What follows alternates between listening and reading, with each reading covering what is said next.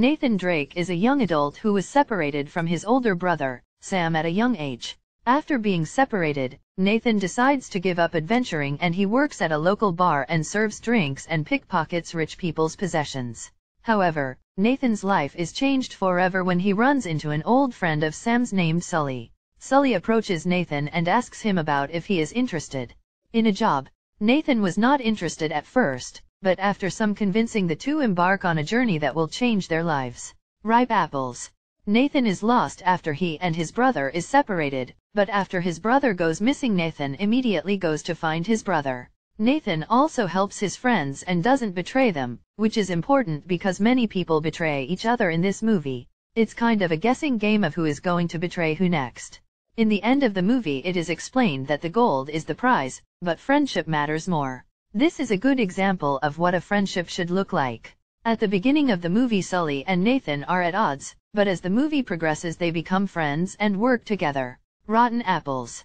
There is some violence in this movie. We see some fighting scenes. In one scene someone is knocked out. 2 people almost drown.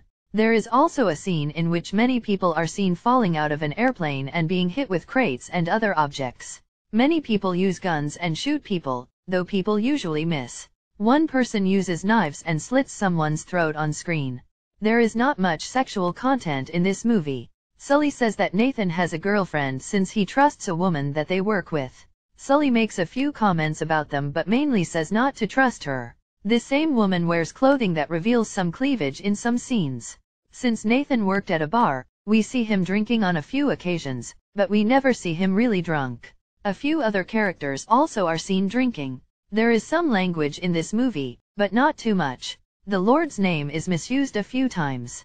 DM-HLL-SH are used a few times in this movie. We do not hear any F-bombs in this movie. The language is light compared to some movies. Conclusion. This movie is very similar to an Indiana Jones movie. The main characters search for the treasure, and they are double-crossed multiple times. The plot is somewhat similar to Indiana Jones movies, but it still is a fun ride if you like adventure and thrill. You could think of this movie as the reboot of Indiana Jones without actually using the names and the characters. I recommend you check out this film for yourself.